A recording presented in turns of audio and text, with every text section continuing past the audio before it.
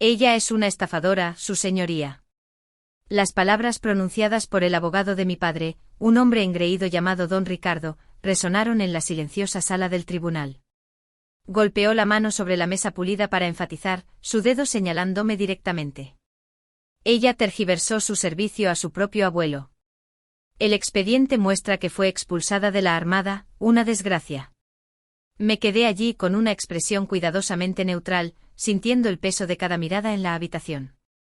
Mi propio abogado comenzó a levantarse, pero un movimiento silencioso desde el estrado lo detuvo en seco. El juez, un hombre mayor y severo llamado don Ernesto, se estaba levantando lentamente. Me miró su mirada atravesando la tensión, y luego enderezó su postura. Levantó la mano en un saludo nítido y formal. Con respeto, señorita, dijo su voz resonando con una autoridad que silenció a todos. Una vez serví bajo su mando. Todo había comenzado 3 meses antes en un estéril despacho de abogados que olía a papel viejo y resentimiento. Mi padre, don Roberto, un capitán retirado del ejército que nunca dejaba que nadie olvidara su propio y menor historial de servicio, estaba sentado frente a mí.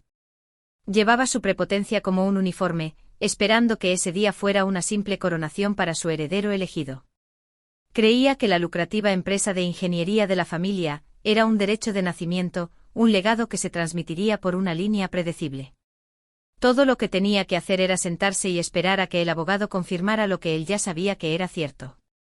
A su lado estaba mi hermano, Marcos, el niño de oro de la familia, que tenía un cómodo puesto de vicepresidente esperándolo y llevaba su carisma como un escudo. El abogado se aclaró la garganta y comenzó a leer el testamento de mi abuelo. El aire se volvió denso con la expectación, y luego vinieron las palabras que lo cambiaron todo. El control de la empresa, las llaves del reino, me fueron legadas a mí. La conmoción fue algo físico, una caída repentina de presión que dejó a mi padre y a mi hermano sin palabras. Por un momento solo hubo un silencio atónito. Ese silencio fue destrozado por el rugido de mi padre. Se puso de pie de un salto, su rostro una máscara de ira purpúrea, acusándome de envenenar la mente del anciano. Afirmó que yo había tejido una red de mentiras sobre mi secreta y fallida carrera naval para manipularlo. Era la misma historia trillada que se habían contado a sí mismos durante años, que mi negativa a discutir mi servicio era un escudo para la vergüenza de haber sido dada de baja bajo una nube oscura. Esta era solo la estrofa final de una canción que había escuchado toda mi vida. La que siempre me presentaba como la decepción. Juró allí mismo en la oficina del abogado, que impugnaría el testamento. Me arrastraría a los tribunales y me expondría como la estafadora que él estaba tan seguro de que era. Me miró con tanto veneno, tan seguro de su victoria. No tenía idea de lo que realmente estaba pidiendo. El abogado de mi padre pensó que estaba exponiendo una mentira. No tenía idea de que estaba exigiendo que la verdad, una verdad sellada por la ley federal, se hiciera pública. Para entender por qué un juez en activo saludaría a una mujer a quien su propia familia llamaba una desgracia, hay que entender las 2 guerras que yo estaba librando, la de ultramar y la de mi propia mesa. Para mi familia, yo era un fantasma. Un signo de interrogación. Una hija que se había ido a la Armada y había regresado más silenciosa. Ellos llenaron los vacíos con su propia narrativa, una que era más fácil de entender para ellos, una que encajaba perfectamente en los roles que ya me habían asignado. En su historia, mi hermano Marcos era el héroe sólido, exitoso, predecible. Yo era el desvío extraño y decepcionante. Su percepción era un castillo de naipes construido sobre una base de ignorancia voluntaria. Y durante años les había dejado vivir en él. La demanda, sin embargo, fue su intento de solidificar ese castillo de naipes, de convertir su ficción en una realidad legal. Recuerdo vívidamente una Navidad. Toda la casa olía a pino y pavo asado, una imagen perfecta de calidez navideña. Marcos estaba haciendo una exhibición en la sala de estar, contando cómo había conseguido un contrato corporativo de nivel medio para la empresa de mi padre. Mi padre sonreía, dándole palmaditas en la espalda, llamándolo un digno sucesor.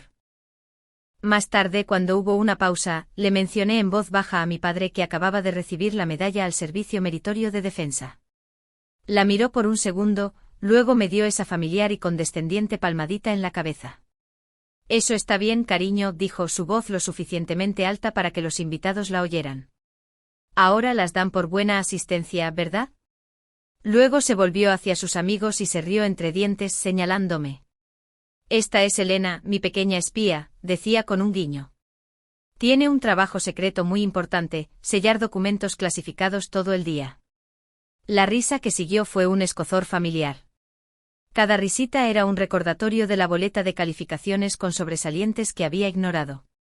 El trofeo de la feria de ciencias que había guardado en un armario, la carta de aceptación universitaria que había llamado una casualidad. Sus elogios eran una moneda que solo acuñaba para mi hermano, mientras yo me quedaba con la silenciosa certeza interna de que él estaba equivocado en todo. Ese era su mundo. Mi mundo real, era un lugar sin sonido, sin luz, enterrado en lo más profundo del subsuelo en la base. Era una instalación de información compartimentada sensible, OSCIF.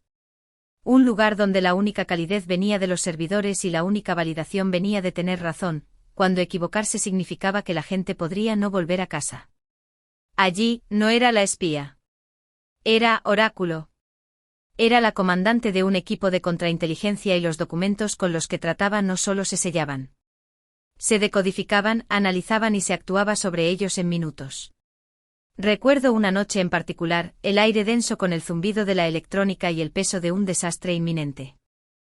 Hemos perdido la señal del activo, le dije a mi equipo, mi voz tranquila y uniforme, sin traicionar la adrenalina que me recorría. Los rostros que me miraban estaban tensos pero concentrados. Una constelación de las mentes más brillantes de la nación. Su cobertura probablemente ha sido descubierta. Estoy autorizando una operación clandestina de título 50 para restablecer el contacto. Alerten al equipo de respuesta rápida más cercano. Nos estamos moviendo. No hubo argumentos ni dudas, solo un coro de claros y silenciosos sí, señorita. En esa sala, mi palabra era final porque era de confianza. Mis decisiones llevaban el peso de la vida y la muerte, y yo soportaba ese peso sin quejarme. Era mi deber. El único elogio que recibí fue en voz baja, lejos de cualquier plaza de armas. Venía de hombres como mi oficial al mando, el general Soto. Un oficial general brusco pero brillante que veía el mundo en tonos grises que el resto de nosotros ni siquiera podíamos percibir. Después de una operación particularmente agotadora, me llamó aparte. Su análisis evitó otro Bengasi, comandante, dijo su voz un murmullo bajo. El registro oficial nunca lo mostrará. No habrá una medalla para esto, pero yo lo sé, y los hombres que están vivos gracias a ello lo saben. Su silencioso asentimiento de respeto valió más para mí que 1000 de los huecos cumplidos de mi padre. Ese fue el mundo que sacrifiqué. Mi supuesta y vergonzosa salida de la Armada fue el secreto final y más importante que tuve que guardar. Teníamos un activo extranjero crítico, un hombre con esposa y 2 hijos pequeños que estaba a punto de ser expuesto. La inteligencia que proporcionaba había salvado cientos de vidas, y se nos acababa el tiempo para sacarlo por los canales convencionales. La única manera, la única forma de exfiltrarlo a él y a su familia sin revelar toda nuestra red en la región, era crear una distracción masiva y ruidosa. Necesitábamos un chivo expiatorio. Necesitábamos una operación fallida que fuera tan pública, tan embarazosa que todos nuestros enemigos se centraran en ella. Así que les di una. Asumí la responsabilidad oficial por un fallo de inteligencia fabricado. Firmé los informes que me pintaban como una comandante imprudente e incompetente. Me presenté ante un panel de mis superiores y acepté un retiro silencioso y forzado, sacrificando mi carrera y mi reputación pública para dar a un padre, una madre y 2 hijos la oportunidad de vivir. Mi última ceremonia no fue en un salón de baile. Fue en la oficina del general Soto. Me entregó una bandera doblada, y compartimos un único apretón de manos en silencio. Fue el momento más honorable de mi vida. Un momento que mi familia había retorcido para convertirlo en la prueba definitiva de mi fracaso. Mi familia anhelaba la validación pública. En mi mundo el verdadero éxito se medía por las cosas que nadie sabría que habías hecho. Pensaron que la demanda sería su victoria pública final sobre mí. Nunca consideraron que yo contraatacaría usando sus reglas en mi campo de batalla, la verdad. Durante años había intentado razonar con mi padre. Intenté usar la lógica, la emoción y finalmente solo el silencio resignado. Pero finalmente comprendí que discutir con él era como intentar navegar con una brújula que solo apuntaba hacia sí misma. Era inútil. La demanda, sin embargo, cambió las reglas del juego. Un tribunal no era una cena familiar disfuncional. Era un sistema. Tenía reglas, procedimientos y una clara cadena de mando. Todo el caso de mi padre se basó en el fundamento de mi servicio deshonroso, una historia que él había inventado. Así que mi estrategia se volvió simple. No negaría su narrativa. Obligaría al tribunal a ver la que estaba ocultando. Mi vida profesional se había dedicado al análisis y la recopilación de inteligencia. Así que traté esta demanda como cualquier otra misión. El objetivo era controlar el entorno. El primer paso fue comprender el campo de batalla, y la persona más importante en él era el juez. Pasé días investigando al juez don Ernesto, indagando en registros públicos y archivos militares. No se trataba de encontrar un amigo. Se trataba de entender su perspectiva. Y entonces lo encontré. Una sola línea en una lista de despliegue desclasificada. Había servido como oficial del cuerpo jurídico militar en el mismo teatro de operaciones donde había tenido lugar mi mando más sensible. Él no sabría mi nombre. Todavía no. Pero conocería los protocolos. Reconocería la firma de una operación clasificada. El siguiente paso fue tender la trampa. Cuando el abogado de mi padre presentó triunfalmente una solicitud de descubrimiento de mis registros de servicio, mi propio abogado estaba listo. Por mis instrucciones, no nos opusimos. En cambio, presentamos nuestra propia moción, una moción para obligar al Ministerio de Defensa a proporcionar mi expediente de servicio completo sin censura directamente al tribunal para su revisión, in camera, solo para los ojos del juez. Citamos preocupaciones de seguridad nacional bajo el Estatuto Federal 50 USC 30.024. Este movimiento hizo dos cosas. Demostró que no estábamos ocultando nada y obligó al propio gobierno a intervenir. La verdad saldría a la luz, pero sería en mis términos. Luego hice una llamada que no había hecho en años. Me puse en contacto con mi antiguo jefe de maestranza, don David, un hombre de una integridad tan intachable que su palabra era prácticamente una escritura sagrada en la comunidad de inteligencia. Le expliqué la situación, la demanda, las acusaciones. Le pregunté si sería un testigo de carácter. Ni siquiera dudó. Solo dígame cuándo y dónde, comandante, fue todo lo que dijo. Esa lealtad inquebrantable fue un bálsamo para una herida que mi propia familia había pasado toda una vida labrando. Sabía que el abogado de mi padre lo vería como un simple viejo marinero, un error de cálculo fatal. Mi padre había contratado al mejor abogado corporativo que podía permitirse. Pero ese abogado estaba capacitado para luchar batallas de salas de juntas. No tenía idea de que estaba a punto de contrainterrogar a un jefe de maestranza frente a un coronel del cuerpo jurídico militar sobre un asunto de seguridad nacional. La trampa estaba tendida. Todo lo que tenían que hacer era caer en ella. La sala del Tribunal Federal se sentía menos como una habitación y más como una cámara, un lugar donde se pesaban las verdades y se decidían los destinos.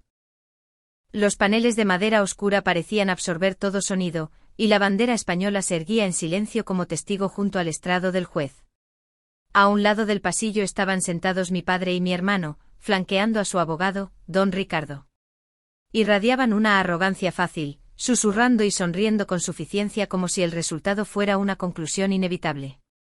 Yo estaba sentada junto a mi propio consejo, perfectamente inmóvil.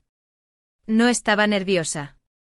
Sentía la familiar calma fría que se instala en los momentos finales antes de que comience una operación. En la galería, directamente detrás de mí, estaba sentado el jefe de maestranza don David, su postura tan sólida e inquebrantable como su integridad. Era mi único refuerzo. Era todo lo que necesitaba. Don Ricardo, inflado de confianza, llamó al jefe de maestranza don David al estrado. Claramente lo veía como un simple peón, alguien a quien podía manipular fácilmente. El jefe de maestranza don David comenzó con una condescendencia melosa. Diga al tribunal sobre el estilo de liderazgo de la comandante Elena. ¿Lo describiría como imprudente? Don David no miró al abogado, sino directamente al juez. Su voz, cuando habló, fue firme y clara. La comandante Elena nunca nos pidió que hiciéramos nada que ella no hiciera ella misma, afirmó. Ella lideró desde el frente. Don Ricardo lo intentó de nuevo, su tono más agudo. ¿No es cierto que supervisó misiones que resultaron en complicaciones? ¿Qué puso a sus subordinados en peligro innecesario? Don David no se inmutó. Cada misión tiene complicaciones. El trabajo de la comandante es llevar a su gente a casa. Y lo hizo. A cada uno de nosotros. Los hombres y mujeres de la Fuerza de Tarea Orión la seguirían a cualquier parte. El nombre flotó en el aire como un cambio repentino en la presión atmosférica. Fuerza de Tarea Orión. Vi los ojos del juez don Ernesto entrecerrarse por un segundo. Un destello de reconocimiento. Don Ricardo, ajeno, solo vio que estaba perdiendo el control. Despidió a don David con un gesto frustrado y se volvió hacia el juez para su argumento final. Este era su momento, el gran final que había ensayado. Caminó ante el estrado, su voz elevándose con furia teatral, recitando la narrativa que mi padre le había alimentado. Me pintó como una manipuladora fracasada, una desgracia para la familia y el uniforme. Construyó su crescendo, su rostro enrojecido por la indignación teatral. Y luego pronunció la frase que pensó que sería el golpe mortal. Me señaló su mano temblorosa. Ella es una estafadora, expulsada en desgracia. El silencio que siguió fue absoluto.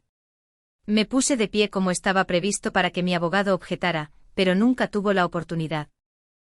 Un débil sonido de raspado resonó en la sala del tribunal mientras el juez don Ernesto empujaba su silla y se levantaba lentamente. No estaba mirando al abogado. No estaba mirando a mi padre. Me estaba mirando directamente a mí. Habló su voz baja y contemplativa, casi para sí mismo. Fuerza de Tarea Orión.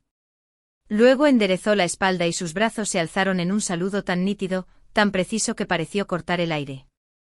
Toda la sala del tribunal se paralizó. Señorita, dijo su voz ahora resonando con un respeto formal que aturdió a todos en silencio.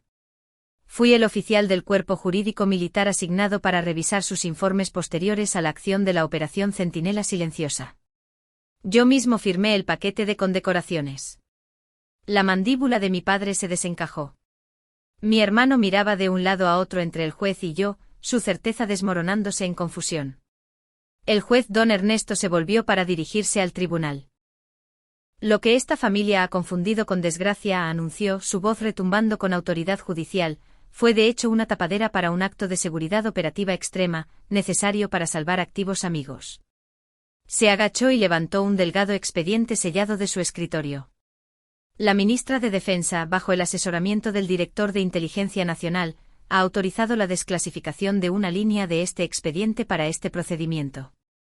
Rompió cuidadosamente el sello, abrió la carpeta y leyó de la única página en su interior. Por las acciones tomadas durante la Operación Centinela Silenciosa, la comandante Elena Robles fue condecorada con la Cruz de la Armada. Un jadeo colectivo recorrió la galería. La Cruz de la Armada, la segunda condecoración más alta de la nación por valor en combate. No miré al juez. No miré los rostros atónitos de la multitud. Miré a mi padre. Todo el color se drenó de su rostro.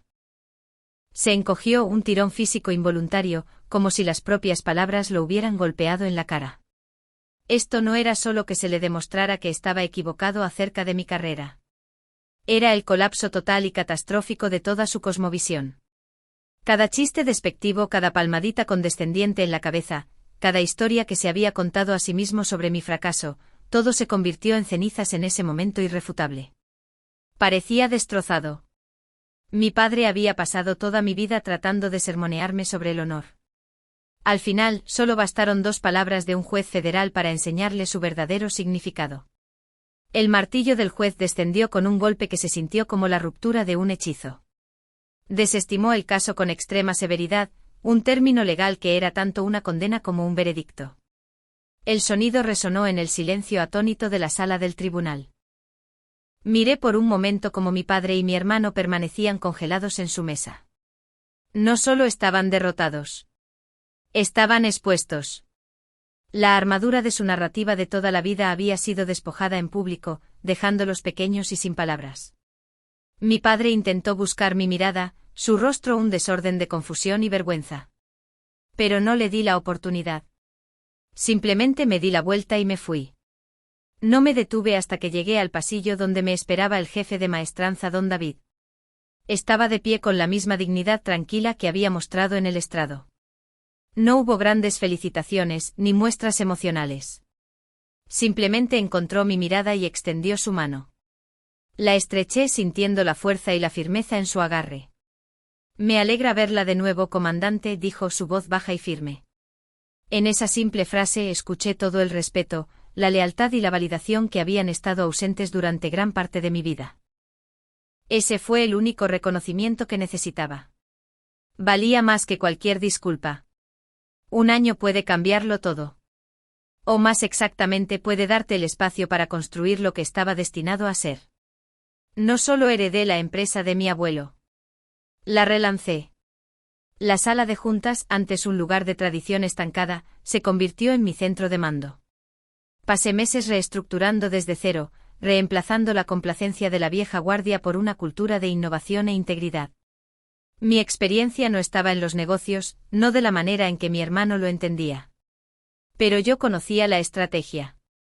Sabía cómo analizar amenazas, mitigar riesgos y, lo que es más importante, cómo construir y liderar un equipo en el que puedes confiar tu vida.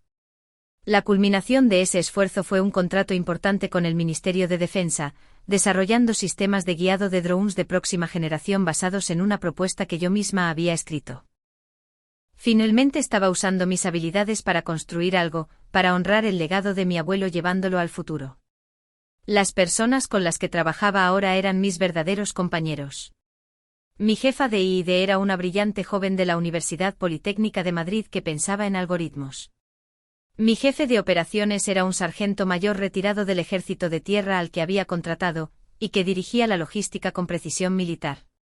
Mi equipo era una colección de veteranos, disruptores y genios a los que no les importaba mi apellido. Les importaba la visión. Celebrábamos los hitos del proyecto no con cenas elegantes, sino con pizza y cerveza en el laboratorio, esbozando con entusiasmo nuevas ideas en pizarras. Esta era mi nueva familia, una forjada no por sangre u obligación, sino por respeto mutuo y un propósito compartido. Era una base construida sobre la competencia, no sobre la condescendencia. Un martes por la tarde una notificación de correo electrónico apareció en mi pantalla. El remitente era mi padre. La línea de asunto contenía una sola palabra, Elena. Mi dedo se cernió sobre el ratón. Por un momento sentí un fantasma de la vieja tensión, un eco débil de la hija que había anhelado su aprobación. Lo abrí. Era un párrafo corto y divagante, un mosaico roto de arrepentimiento y autocompasión. Era una disculpa que no era realmente una disculpa. Se trataba más de sus propios sentimientos de ser traicionado, su propia confusión, su propio dolor. Escribió sobre cómo no entendía cómo yo nunca le había contado nada. Todavía estaba tratando de hacer que la historia de mi vida girara en torno a su papel en ella. Leí las palabras y no sentí nada. Ni ira, ni una oleada de triunfo, solo un vacío tranquilo y sereno. Las palabras eran solo palabras en una pantalla. No tenían poder aquí. Moví el cursor sobre el botón de archivar y hice clic. No respondí. Mi paz ya no era una negociación. Ya no era suya para dar o quitar. Era mía, ganada en silencio y finalmente asegurada. Volví a mi monitor, a los complejos esquemas de un nuevo sistema de guiado en la pantalla, y volví al trabajo. Mi padre creía que un legado era algo que se hereda por el nombre. Aprendí que un verdadero legado es algo que se construye en silencio y que es reconocido por tus acciones. Si alguna vez has tenido que demostrar tu valía a personas que se niegan a verla, comparte tu historia a continuación. En esta comunidad, tu experiencia siempre es reconocida.